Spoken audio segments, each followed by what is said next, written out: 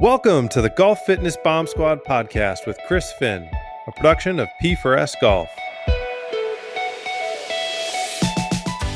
Welcome to the Golf Fitness Bomb Squad. I'm your host, Chris Finn, and today I wanted to talk about how to fix that nagging hip pain. Okay, if you have been hanging out, listening to the podcast, you probably have seen the episodes, and if you haven't, go back and check them out. I think we've talked about back pain, knee pain, elbow pain.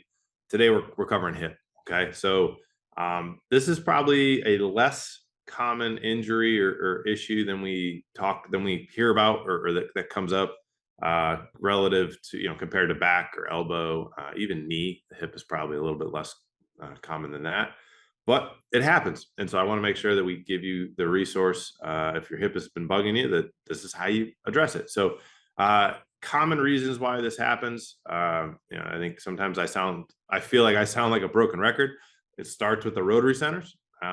So definitely the home assessment. We'll make sure we always put that in the show notes for you guys. It's a great resource for you guys to check out and see how your rotary centers are, how where your safe swing speed is relative to your body physical kind of profile and capabilities, and based on your age. But the number one reason why we'll see hip issues occur is generally an overuse issue with a mobility limitation in there as well. So, and a lot of times actually with hips, it ends up being like a multifaceted thing, right? Where there's poor mobility, there's not great strength, and there's something technical going on. So maybe there's a really strong slide through impact. So maybe there's, basically an excessive, inefficient move in the golf swing, and we're trying to do that over and over and over again. And underlying, we don't have good mobility in the hip, or we don't have great strength in the hip. So it's typically kind of a combination of those three things.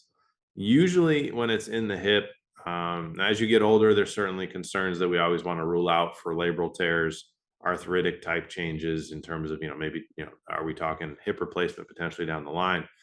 But even in those cases, the first thing that we want to look at is going to be, are we going to be the conservative approaches and looking at the tissue all around the hips? Number one, how is our mobility? Number two, how is the tissue? So the tensor fasciae, or otherwise known as the TFL, which is the muscle in the hip pocket, the glutes, the max, the medius, the minimus. So all those muscles around kind of like your butt, and then coming up around the side, up, even as high as your belt buckle. Or not your belt buckle, but the belt line, around the glute and the side of the hip. We want to look at the deep hip flexors. There's muscles called the psoas, it's PSOAS, and the iliacus. Those are deep hip flexor muscles, right? And we also can see some stuff actually get referred down from the obliques sometimes. Not super common, but it does happen sometimes where actually the obliques will get involved in terms of an injury or being restricted, and we'll see stuff into the hip as well. I think the last area that we will tend to look for, sometimes you get some stuff coming up from the quad, referring up. Typically the quad will refer down to the knee, but sometimes we can see it coming up to the hip, as we do have part of the quad is a two joint hip flexor. So meaning it crosses the knee and the hip. Generally, the easiest way to self-diagnose is grab a softball or a lacrosse ball and just start rolling around your butt, get up into the TFL, get in the iliacus, the psoas. All these are videos that are available on our YouTube channel, so you guys can kind of go look and see how you're supposed to roll and where you're supposed to roll. But basically just go slow and find the spot that hurts like hell. that healthy tissue doesn't really hurt when you roll it, but find the spot that lights you up. And if you can reproduce the pain that you're feeling in your hip by rolling and finding a spot, typically that's the muscle that's got a trigger point, or the unhealthy tissue that's causing a lot of the pain, right? So that's just the symptom. That's not the cause. The pain is your symptom. So if you can use tissue work to alleviate the symptom, then we obviously want to get to the cause. And 9 times out of 10, your hip mobility is no good. You don't pass the hip internal rotation test. And number two, you probably are not passing the strength requirements in the hip to support the mobility, which is probably why you don't have mobility in the first place. So it's a two-prong approach or I guess a three-prong approach of, looking at the tissue around the hip, seeing what tissue is not healthy, maybe has trigger points that are kind of driving the discomfort in the hip. Then looking at your mobility. So this is where we get to causational. Hey, how is the actual mobility in the hip? How is the strength in the hip? And is it where we need it to be to support what you're trying to do in the golf swing, meaning the move you're trying to make, the speed you're trying to swing. And then if those two things check out, right, let's say it's a magical imaginary world where both of those check out. Usually they don't, but let's say they do. The other thing we always look at is looking at your actual swing. So with your golf instructor, or, if a lot of times we'll look at the swing and be like, oh, well, that move you're doing is putting a lot of extra stress on that hip, and it would make sense why we're experiencing the discomfort that you're experiencing. Let's have a conversation with the golf professional and see, hey, is that something that performance-wise is absolutely necessary?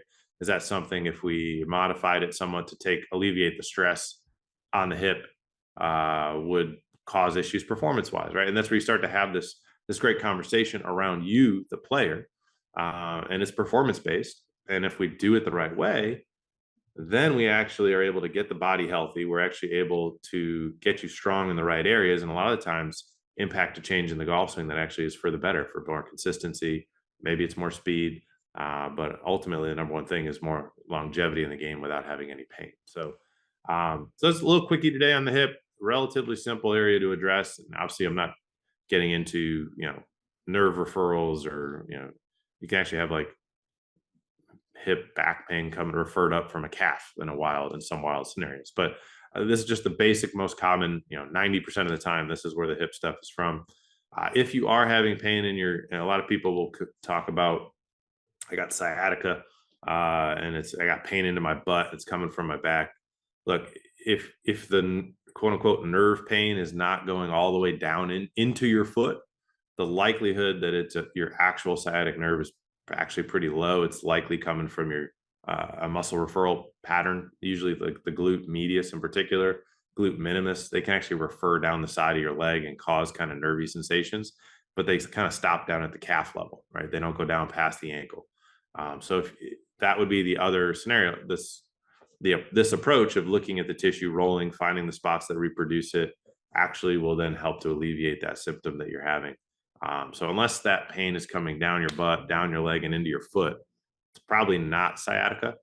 It's likely a muscle referral pattern, that, particularly if it's like, I got it down into my calf, or it's just down into my thigh, right? That's usually going to be tissue level. So doesn't mean it can't be, but 9 out of 10 times it's not coming from the actual nerve, which is good news for you, that the problem isn't as bad as it could be. So hopefully that helps. Quick one today. And as always, appreciate you guys hanging out. Hopefully we dropped a little bit of knowledge for you. Hopefully helped you address the hip pain, or your friend or family, anybody who who's got some hip issues. Send this over to them. Have them take a listen. Have them try some of this stuff. Obviously, you got the home assessment links in the show notes, and then obviously head over to the YouTube channel and check out how to do those exercises to release those areas to help your hip pain. So, thanks as always, and we'll catch you in the next episode.